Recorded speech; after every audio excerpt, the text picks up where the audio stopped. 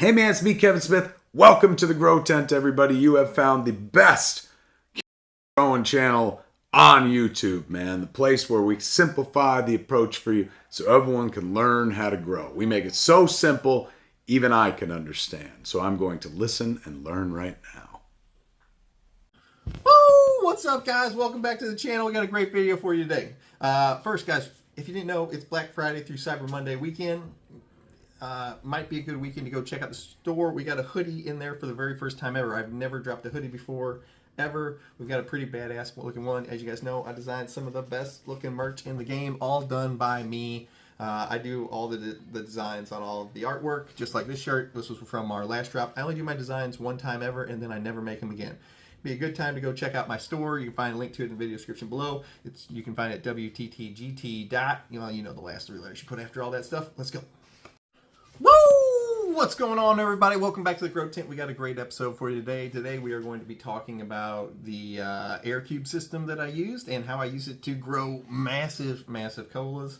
And I'm just going to walk you through all the steps that I did. Once again, I kept it really simple and it worked out really well. So we're going to talk about a few of the things that I did to keep up with the system, to keep it clean, the nutrient schedule, and how I use the timer on the front of it, and whether I was using it in manual mode or automatic mode. We did a little bit of both because I was messing with it because it's a brand new system. We're going to talk about what I liked about it, what I didn't like about it, and then we're going to talk about the results I had. If you guys hadn't seen the results yet, I actually did a video with the plants in it just last week. You can I'll put a link to it in the video description below. You can just open the video description up, click the link, and I did a whole video where we went through the plants. I even cut a bunch of the buds off, and then we looked at the structure of what they look like. So you can check that video out if you want to look at the kind of results we had with it. They were pretty freaking fantastic. Once again, we'd never used this system before. You guys were seeing it in the very first time we'd ever used it. We were actually using it as a torture test chamber for Generation 2 of Cash, and it came out really amazing. So definitely want to check that out, and you won't be disappointed. All right, but guys, please remember to like, comment, subscribe, watch the full video. Let's get today's video started. What's going on, everybody? All right, we're into the episode finally. We had a little intro, a little sales pitch there at the beginning, but we're into the episode. All right, so a slight review of the system. So we have the air cube ebb and flow system, which you guys don't know that it's kind of just it's a bottom feeding, almost like an auto pot style system, except for it's got the reserve and the brain bucket. Everything is outside of the tent. So we have a 6-pot system, and you can take it all the way up, I think, to 24 pots off one brain bucket. Will run that many pots, but we have a 6-pot system. We have a 60-gallon reservoir, so if we want to upgrade it in the future, we can have one brain bucket and one res run multiple tents. Now, the only way that will get to work is if all those tents are on the same schedule. So I doubt we'll do that in the future unless we had both the flower tents in the exact same schedule at the exact same time. But if you have a really big room or a really big tent system, like a 10 by 10 or something, then you could upgrade that reservoir and you could still have that same bucket feeding all those different plants all at the same time. So we have the 6-bucket system. We have a 60-gallon res. Woo! And we're back. All right, sorry about the delay there. You guys had the kids. It snowed a bunch here yesterday, and the kids wanted to go sledding, so I had to go dig their sleds out and all that kind of stuff. Right in the middle of videos when they decide they want to do that, but hey, what are you going to do? We don't get a ton of snow here all the time, and when we do, it's usually like here for a day and then gone the next. So, if the kids want to go sledding, then they're going to go sledding. So, I'm back. All right. So, where do we leave off? So, we have the 60-gallon reds, we have the 6-pot system, and then the one brain bucket controlling it's the tent we have it in is a 6x4. Once again, if you want to see this tent, just head back to the last video and you can see it. Let's see, in there we also have a 650 watt light, and it's on a light rail light mover. That's how, because the 650 watt light would really be like the appropriate size light for like a 4x4. But we have this, and the tent size is in a 6x4, which is kind of like a 4x4, but it has 2 extra feet lengthwise. So we have a light rail light mover in there that moves the light back and forth to make up for that. What else do we have? And we have light rail. So that's the basics of the setup. They are grown in all Coco and perlite. Theirs was usually we grow in Fox Farms pre-amended soil. This time it was just plain Coco, and it's a 70% Coco, 30% perlite mix. I think if I was going to do this again, I would probably up it to like a 50-50 mix so I could take more advantage of the timing system on there. Because with 70% Coco and 30% perlite, it might be 75-25, but 70-30 sounds about right. With the 70% Coco and 30% perlite, I still only watered it like when it was a veg. It was like watered it like once every 3-ish days. These people telling you gotta water Coco 5 times a day, it's all silliness. Especially if you go look at my colas in that last video. I mean, they're monsters. It's a whole tent. The whole tent full of 2 to 2.5 foot tall, just colas, baseball bats, edge to edge, corner to corner, front to back, side to side. I mean, the whole garden. My gardens. I mean, they always look the same. I don't care what system I'm using. They all come out identical, just because it's about giving the plant what it needs. But the colas are giant, frosty. We went over them in depth last video. But whenever they were in veg, I would flip the system. It was in manual mode, so I would only flip the system on, let it water for about 15-20 minutes, and then I would flip it off, let it drain. Another big thing is I don't like where the drain floats are on it. So when you drain it all the way down, it leaves water about at the exact same level of the bottom of the fabric pot. So it will sit there and just constantly keep wicking it up even though it doesn't need it. So it would cause me to have longer time to dry. So what I would do is after I would drain it every single time, there's 2 little floats. There's one at like this level and then one at this level. So, and whenever you're filled with water, they're like bobbers. They push up like this, which lets the system know where the water level is on the inside. Well, as you drain it, the top bobber will sink to where it's flat, and then the top bobber will sink to where it's flat, and then the lower bobber actually sits just like it, but it'll still be angled up because it's floating, and so that lets it know where the water level is. So whenever this bobber up here is flat, and then this bobber is still up, that lets it know that that's the water level to kick the drain off at. And at that level, the water still touches the bottom of the fabric pot. Well, I don't like that. So every time I would go in there and it would drain, I would go in there and manually pick the bobbers back up with my hands, so it would tell the pump on the inside that the water was still high, and it would drain the water down even further, and that will drain all the excess water out of the system. That's how I do it. And it worked really, really well. If you went back and looked at that video, it just came out last week. It should be really easy to find. Make sure you're signed in. If you're not signed in because it's age restricted, because it has plants in it, you won't be able to see it. So that's one of the little tricks I would do, is I would manually drain all the water up out of the system so it didn't have just this wicking ability to keep pulling water from it, and it didn't need it, because I like my dry days. I like my dry back. And I didn't want a constant source of water pulling in from the bottom. I changed my water out every single week. So like Sunday was the day that I changed everything out, and in between, what was nice is I would kick the system on, let it water the whole system for like 15-20 minutes, then I would drain it back down for the last watering, and so it had everything nice and watered in there, and then I would pump the system. I would disconnect the system, turn the pump on to fill, and just have a hose running down to a drain in my floor, and I would just pump the system. Wouldn't be very much water left by this point because it was the end of the week. And I would pump all the water just out, and then I would let that all dry out, just dry out over the day. I have a little fan in there blowing everything around, let it dry out. And then I would wipe everything down with just hydrogen peroxide. I would wipe all the interior of it down. A big thing about this system is if you keep it clean, change the water out every week, you don't have any yucky, gunky buildup or of stuff, anything like that, because as you know, water, I have 2 different air stones that I have in it that runs off one pump to keep the water circulating. So we keep it oxygenated, and stagnant water makes things grow. We don't want any stagnant water, so I have 2 air stones put in the 60-gallon res, just spread out, constantly keeping the aeration up in it. I have a really big stone and then a small stone. I think for the next one, we'll probably just increase it to 2 of the big stones. Or they do make these really cool looking pucks too. I might try those just for the next grow, just to see what it's like. But I would change the water out once a week. I still kept on my feed, water feed schedule. So I would feed, actually it was a feed, water, water, feed schedule. So it wasn't 3 waters in between, it was just 2. So I would, and that's another thing, since Coco, everybody's like, oh, you got to feed every time you water all, 5 times. You don't have to do any of that stuff. I literally just proved it with this grow. I had an inert Coco base with perlite in it. I didn't water every day. I watered like once every 3 to 4 days when they were veg. Now, when they're big plants like they are now, the system clicks on once every day for 15 minutes, and that's it. And they are monsters. And I never watered more than 1 time a day with clicking the system on. As a matter of fact, I didn't turn the automatic portion of the timer on until they were in like week 5-ish of flower. So I would click that system on just manually by hand. I would literally just go in there just like I tell you guys to do all the time. Just go in there and lift the pots up. How heavy are they? How light are they?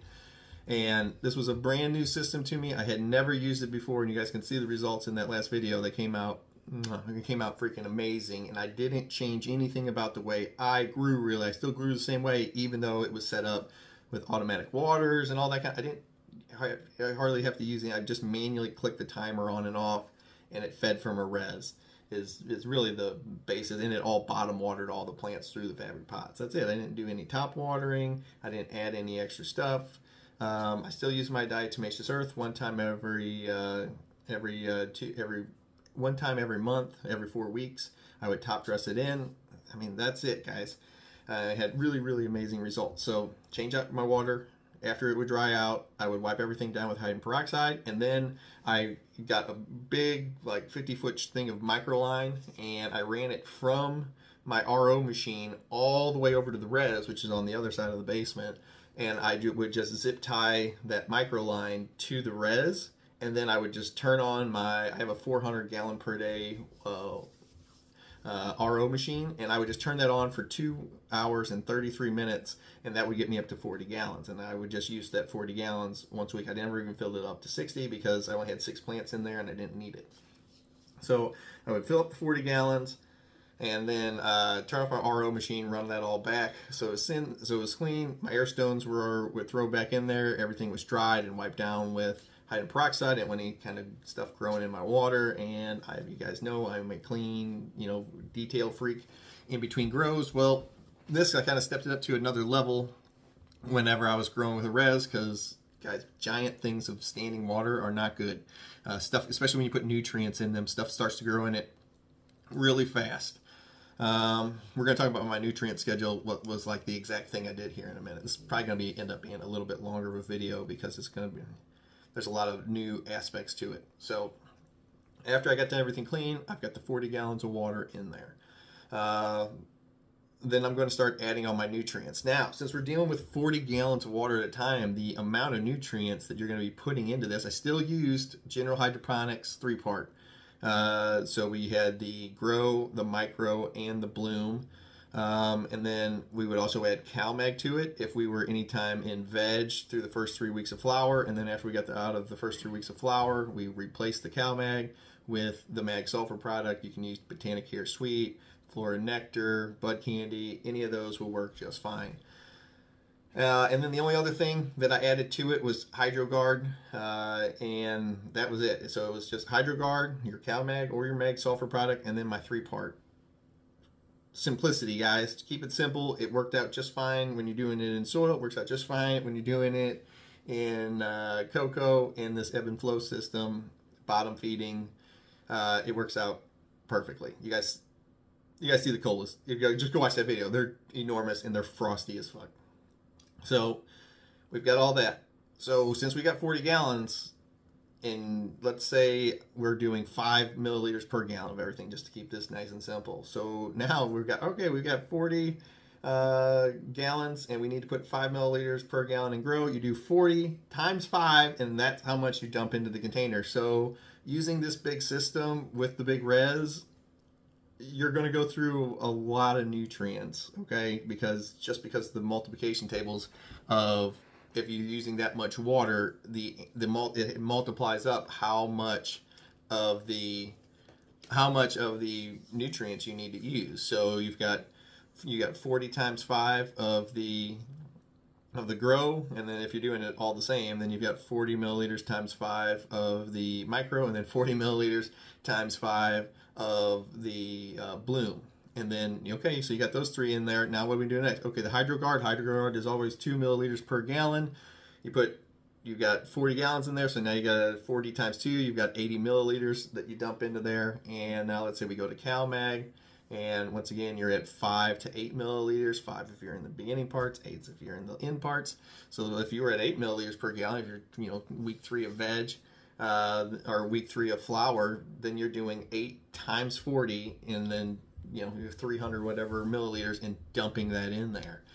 So you will go through a lot more nutrients in the system. The nice part is, since we're only doing a feed, water, feed schedule, since we're going in that inert cocoa, you still don't have to, you're not using that every single week. So it does make it nicer. You use it 1 to 2 times a month, and it makes it a little bit nicer, but you still do use quite a bit of nutrients. But you do have really, really good results. And it is nice just not having to make water all the week long, because you just made it one time on Saturday, and then just ran off of that reservoir to feed the system. All right, so as far as my timing on it, they have a nice timer built in on the front of the reservoir, an automatic timer. I only used it once I got to like the end of flour or the middle of flour, and then I turned it on. Before that, they just have a manual switch. I would just keep it in off, and it works just like, it has a bunch of little toggle switches, just like you would find on a manual click style light timer. If you guys used one of these before, you can use this thing on the front of the system. I really wish it had a day indicator on it, like it had like a week, and then I wish it had 2 dials on it. So I wish it had because it has 15-minute increments, so it has 4 switches per hour for a 24-hour clock. I wish there was another clock on the outside of that with like the days on it, so you could set it to activate Monday, Wednesday, Saturday. You could click your days on the timer, and then if the outside timer wasn't activated, like if it was Tuesday, it would click that off, so it didn't matter what time it was on the inside timer. If anybody's listening at AirCube, if you could throw that feature on there, that would be awesome, because then you wouldn't have to manually adjust it. You could just say Monday, Thursday, Saturday, or whatever, and you could select your days, and the outside timer would activate the inside timer. Free. I don't want any credit. Just if you could add that to it, it would be awesome. If anybody could get that to AirCube, that was sweet. But I mean, at the same time, you don't have to do that, because they do have a manual switch right on the front, and I would just keep mine in manual mode, and then I would just activate the pump whenever I was ready for it to water. I'd usually go down there in the morning, flip the system on, go do my work in the other areas before I left for work, and then at the end I would flip it off, let it drain, and it would get to that bottom bobber system. I would reach my hand in there and then pick up the 2 bobbers and make it drain all the way down, so I didn't have the water just sitting on the bottom of the pot and just constantly wicking water up into the plants, and they never were getting an adequate dry day, because we like our dry days. So that's how I did it with my scheduling.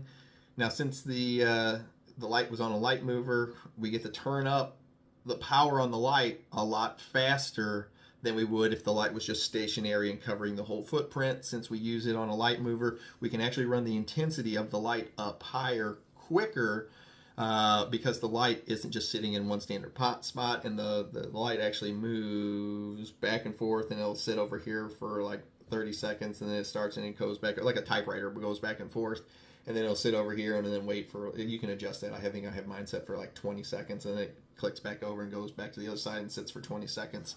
So whenever you have a light mover like that, you can actually run the intensity of your lights. You can get up to 100% way faster than without one, because the light constantly is moving, so you can run a little bit higher wattage quicker. What else? Another thing on the ebb and flow, or on the AirCube system, it would be much appreciated if we could put the water scale is on the front of the bucket and not on the back. It would be really awesome if that would. I guess I could just turn the whole system around, but then the drain would be on the backhand side towards the wall, so that wouldn't work. But I either move it has a reservoir like gallon marker indicator, but it's on the front wall, so like when you're filling up, you have to like look over and down and then back towards yourself to look at it. It would be great if it was on the back side, but the drain is on that side, so you couldn't turn the bucket around. Otherwise, I'd be back behind the tents and into the walls and stuff like that. So it would be cool if they just double printed it so you could run it either direction you wanted, or they just moved it to the back. That would be great. Another thing is it only has a single zipper on like the flap on the top, and if you run your hoses anywhere but the edge of the one corner, you can't zip your lid all the way shut unless you run them to the back corner. And I needed the extra hose length, so I had to keep those hoses shorter, so they run right up to the front. It would be nice if you put a double zipper on that flap, and then you could zip towards your hoses, and you can position your hoses any way you wanted coming out of the lid, so you keep that lid shut. So when you guys don't know this, whenever you're running one of these big reservoir systems, keeping light out of it is a very big deal. So you can't zip them all the way up unless you over into the one corner. Bella, stop. And so I actually have these giant 10-gallon fabric pots that after I zip it halfway shut to where I can get it, I actually lay these fabric pots over the top of it to help keep the light out, because no light, no algae growth, no nothing like that. But once again, if you change the water out every week, it's not too big of a deal. Just something. So I would really appreciate a double zipper feature on the lid. That would be awesome. What else we got? One change for 4 weeks. Yeah, you will go through a lot of newts, but overall, big fan of the ebb and flow air cube system that they made. Do I think it's a good way to jump from if you want to go to soil, if you want to go to more of these like automated style systems? The timer worked flawlessly every single time I did it. I would like to reposition, which I imagine I can do. Like, I think in between this grows, I will take those bobbers out and then reposition them lower, and then just plug the old holes. And I will reposition those bobbers. They only need to go down like an inch or two lower, and then I'll reposition those bobbers so they're lower, so I don't have to go in there and manually pull up those bobbers in between. If you were running any kind of like hydroton, or just had them growing in perlite, 100% non-issue, because you're going to be running that system 4, 5, 6, 7 times a day, however many times you're going to be doing it. But if you're growing any kind of like media based grow, you don't need the water that often, and you would need I would really like that second dial on the outside, so you could have a day selector and not just run it every day. Now, is there times where we ran it every day? There absolutely is. So as the plants got bigger, you can see, and you watched that last video, how big the plants got. They were gigantic.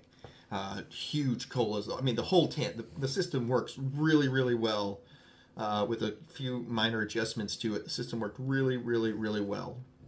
But we did run it, but I would only run it one time per day for 15 minutes, and then it would drain. So every morning, right before the lights came on, the lights come on at 6:30 in the morning. The system would come on 15 minutes before that, so it would run from like 6:15 to 6:30 and then shut off. And then right about that time is usually whenever I'm coming down for the morning, because I know my lights are getting ready to kick on. I don't like being in there before the lights are on. You guys know the plants need their dark time.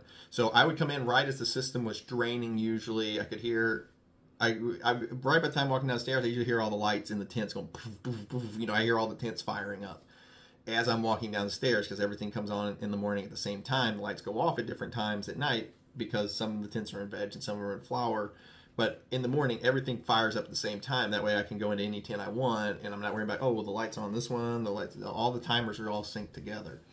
So I can go in there and I can work on any tent I want, because all the lights just came on. So as I'm usually walking down the stairs, I hear them all firing up. Boom, boom, boom. And I'm like, all right, I hear all the different tents firing up.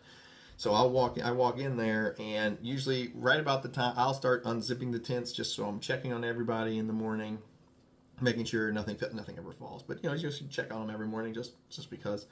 And usually by that time, after I've got everything unzipped and opened, and the system is done draining, I'll reach in there, pull the other 2 plungers up so it drains the rest of the way, and I would only kick it on for that 15 minutes, and that would last me, with as big as those plants are. You guys go look at that garden. If you haven't seen it, just go look at it.